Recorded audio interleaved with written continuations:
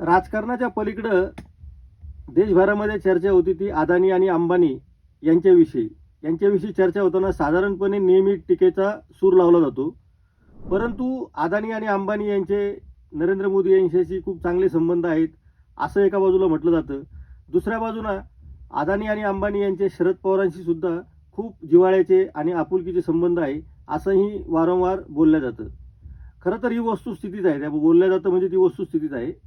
आणि याही पलीकडे नरेंद्र मोदी आणि शरद पवार हे सुद्धा राजकारणाच्या पलीकडे मित्र आहेत, किंवा नरेंद्र मोदी तर त्यांना एकदा राजकीय गुरुसुद्धा म्हटले होते शरद पवारांना.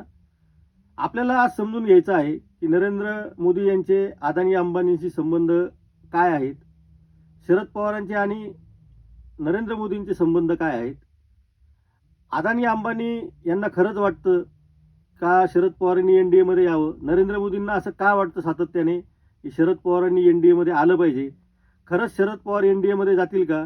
शरद पवार एनडीएमध्ये गेल्यानंतर सक्रिय राजकारणात राहतील की सुप्रिया सुळेंवर पक्षाची जबाबदारी सोपवून निवृत्त होतील? या अशा अनेक प्रश्नांची उत्तरं आपल्याला आज घ्यायची आहेत.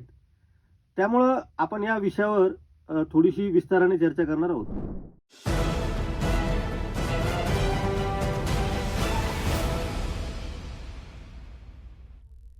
नमस्कार, मी संजय वरकड. आज आपण या विषयावर चर्चा करण्याचं एक मुख्य कारण असं आहे की दोन बातम्या सातत्याने येत आहे की शरद पवारांचा पक्ष हा एनडीएमध्ये जाणार आहे आणि केंद्रात सुप्रिया सुळे मंत्री होणार आहे. यापूर्वी सुद्धा आपण या विषयावर बोललेलो आहोत. मात्र हा विषय जर पूर्ण समजून घ्यायचा असेल तर त्याची आणखी एक बाजू आज आपण आपल्यासमोर घेऊन येतो आहोत. एकतर मी आधी उल्लेख केल्याप्रमाणे अदानी आणि अंबानी हे नेहमी टीकेच्या ठिकाणी असलेले दोन व्यक्ती आहेत.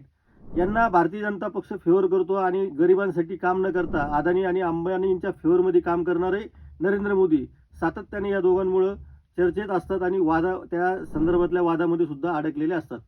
दुसऱ्या बाजूने हेच अंबानी आणि अदानी हे शरद पवार यांचे सुद्धा निकटवर्ती आहे, हे सगळ्यांना माहिती आहे. आणि याही पलीकडे जाऊन नरेंद्र मोदी आणि शरद पवार या दोघांची सुद्धा एक वेगळं असं नातं आहे. राजकारणाच्या पलीकडचे त्यांचे संबंध आहेत आणि हे संबंध कदाचित अनेकांना माहिती आहे नाही हाही पलीकडे, परंतु हे संबंध काही लोकांना रुचत सुद्धा नाही. पण आपण अर्थातच सुरुवात करणार आहोत ती राजकारणापासून.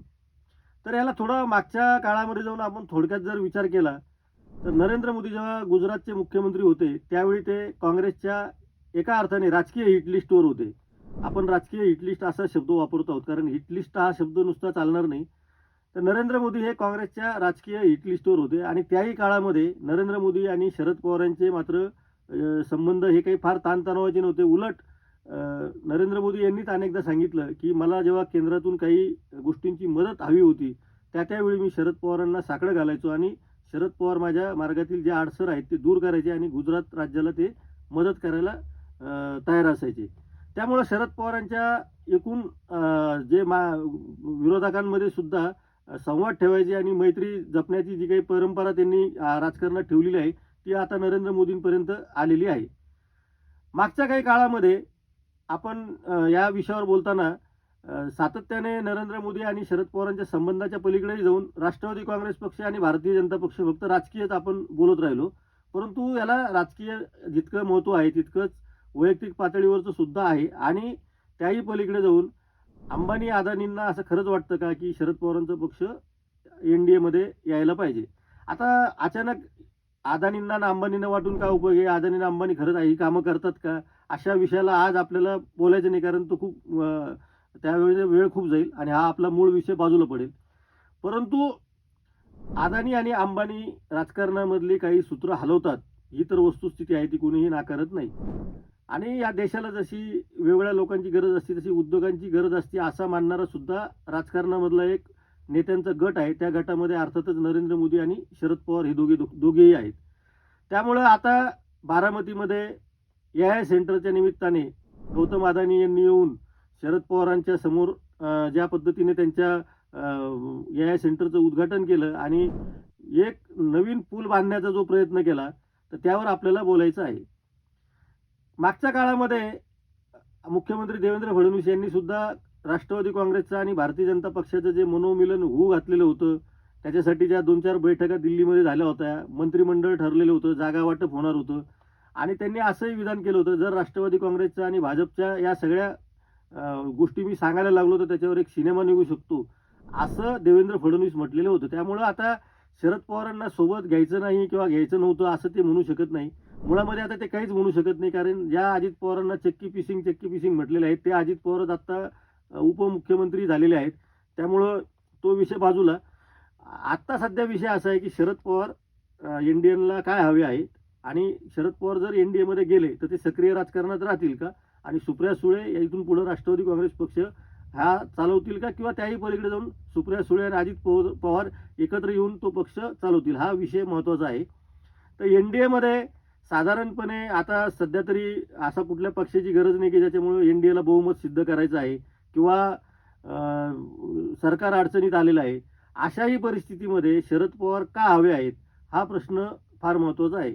याचं मुख्य कारण असं आहे की अलीकडच्या काळामध्ये आपण जर बघितलं असेल तर कोणत्याही क्षणी नितीश कुमार काय भूमिका घेतील अशा बातम्या बिहारमधून येतात आणि त्या देशभर पसरतात. जर सरकार कुठल्या मुद्द्यावर अडचणीत आलं तर त्यांना ऐनवेळी कोण मदत करू शकतं, तर ते शरद पवार करू शकतात, अशाही बातम्या येतात. मग अशा वेळी शरद पवारांना लांब ठेवण्यात काहीच अर्थ नाही. ही भाजपची आजची भूमिका आहे, तशी ती आधीची पण होती, पण आजची तर ती आहेच आहे. त्यामुळं भाजपकडनं पुन्हा एकदा शरद पवारांना निरोप गेलेला आहे अशी सगळी माहिती पुढे येत आहे. आणि त्यामुळं शरद पवार कोणत्याही क्षणी एनडीएमध्ये जातील या बातम्यांना आता वेग आलेला आहे आणि त्या दृष्टीने चर्चा सुरू झालेली आहे. आणि अशातच गौतम अदानी यांचा कार्यक्रम बारामतीमध्ये झाला. त्या कार्यक्रमाला अजित पवार आणि सुप्रिया सुळे हे सगळेच तिथं हजर होते. त्यामुळं या कार्यक्रमाला जरी राजकीय स्वरूप नसलं तरी एका दृष्टिकोनातून हा राजकीयच कार्यक्रम आहे असं आत्ता मानलं जात आहे. या पुढच्या काळामध्ये शरद पवार खरंच एनडीएमध्ये गेले तर ते सक्रिय राजकारणात त्यांची भूमिका काय असेल, आणि सुप्रिया सुळे जर केंद्रात मंत्री झाल्या तर अजित पवार आणि सुप्रिया सुळे पुढच्या काळामध्ये कशा पद्धतीने बारामतीमध्ये आणि महाराष्ट्रामध्ये राजकारण करतील, हा सुद्धा खूप महत्त्वाचा विषय आहे. आपल्याला जी माहिती आहे त्या माहितीनुसार आपण आता थेट नरेंद्र मोदी आणि शरद पवारांच्या मैत्रीच्या संदर्भात बोलू. शरद पवारांना एकदा ते नरेंद्र मोदी राजकीय गुरु असे सुद्धा म्हटले होते, पण शरद पवारांनी त्याला पद्धतशीरपणे नकार दिला. पण त्या पुढच्या काळातही अनेकदा शरद पवारांच्या आणि नरेंद्र मोदींच्या काही प्रश्नांवर भेटी झालेल्या आहेत आणि त्याच्याही बातम्या आलेल्या आहेत. एक आणखी अशी माहिती आहे की जी खूपच खाजगी आहे, आणि ती म्हणजे नरेंद्र मोदी आणि शरद पवार साधारणपणे महिनाभरातून एकदा तरी एकमेकांशी फोनवर बोलतात. आता महिनाभरातून म्हणण्यापेक्षा ज्या वेळी शरद पवार त्यांच्या उपचारासाठी रुग्णालयात जातात त्यावेळी एक राजकीय हितचिंतक म्हणून, मित्र म्हणून नरेंद्र मोदी त्यांच्या प्रकृतीची, त्यांच्या उपचाराची माहिती घेतात. ही ती बातमी आहे. त्यात राजकारण अजिबात आणायची गरज नाही प्रत्येक ठिकाणी. परंतु इतक्या जवळचे संबंध राजकारणामध्ये, विरोधी पक्षामध्ये शरद पवारांची फक्त नरेंद्र मोदींशीच आहेत का, तर अजिबात नाही. बाळासाहेब ठाकरेंशी सुद्धा त्यांचं राजकीय विरोध होता आणि दुसऱ्या बाजूला त्यांची घट्ट मैत्रीसुद्धा होतीच. त्यामुळं नरेंद्र मोदींची आणि शरद पवारांचं हे जे नातं आहे ते वैयक्तिक आहे. त्यामुळे त्यात राजकारण आणायची काही गरज नाही. परंतु आपण आधी जी चर्चा केलेली आहे की एनडीएला जर आत्ता गरज असेल तर सर्वात जवळ कोण आणि सर्वात लवकर कोणाला घ्यावं लागणार असेल तर ते शरद पवार आहे. हे राजकारण म्हणजे ज्याचा अबकडं राजकारणातलं तोही सांगू शकेल. त्यामुळं आगामी काळामध्ये नरेंद्र मोदींची आणि शरद पवारांची जी वैयक्तिक पातळीवरची मैत्री आहे तिला खरंच राजकीय स्वरूप येणार आहे का, हा खूप महत्त्वाचा मुद्दा आहे. आणि त्यामध्ये गौतम अदानी, प्रामुख्याने गौतम अदानी, आपण अंबानी अदानी अशी नावं जरी घेत असलो तरी अंबानी सध्या या एवढ्या प्रकरणापुरते तरी कुठले पिक्चरमध्ये दिसत नाही, त्यामुळे त्यांचं नाव घेणं चुकीचं आहे. परंतु अदानी हे वारंवार या पिक्चरमध्ये येत आहेत. मागच्याही काळामध्ये आपण अदानींचं नाव राजकारणाशी जोडण्याचं एक मुख्य कारण असं आहे की मागच्याही काळामध्ये अजित पवारांनीच एक खुलासा केला होता की अदानी यांच्या घरीच एक बैठक झाली होती आणि त्या बैठकीला अजित पवार, प्रफुल्ल पटेल आणि छगन भुजबळ गेलेले होते आणि त्या बैठकीतही असं ठरलं होतं की भारतीय जनता पक्षासोबत जायचं. त्यामुळं या ऑन रेकॉर्ड आलेल्या गोष्टी आपण बोलतो आहोत. त्यामुळे राजकारणामध्ये कधीही काही होऊ शकतं. आणि असं जर घडलं तर महाराष्ट्राच्या राजकारणामध्ये भूकंप येईल, तो हाच भूकंप येईल असं सगळीकडे मानलं जात आहे. त्यामुळं आगामी जिल्हा परिषदांच्या निवडणुका संपल्यानंतर शरद पवार खरंच या प्रवेशाचा मुहूर्त काढतात का, नरेंद्र मोदी आपल्या मैत्रीला राजकीय मैत्रीमध्ये रूपांतरित करतात का, आणि शरद पवार त्यांना टाळी देताना सक्रिय राजकारणात राहून हे सगळ्या गोष्टी करतील की सुप्रिया सुळेंच्या हाती या पक्षाची सूत्र ठेवून या सगळ्या गोष्टी घडून येतील महाराष्ट्रामध्ये आणि देशामध्ये, हे आपल्याला बघायचं आहे. आपण या विषयावर या पुढच्या काळातही चर्चा करत राहणार आहोत. आपण या चॅनलला खूप चांगला प्रतिसाद देत आहात. आपल्या प्रतिसादामुळं नवीन-नवीन आपण विषय घेऊन येत आहोत. काही सामाजिक विषयसुद्धा आपण राजकारणाच्या पलीकडचे या चॅनलवर घेऊन येत आहोत. त्यामुळं आपण चॅनल सबस्क्राईब केले नसेल तर सबस्क्राईब करा, बेल आयकॉनवर क्लिक करा आणि पाहत राहा न्यूज यात्रा. हे आहे आपलं चॅनल.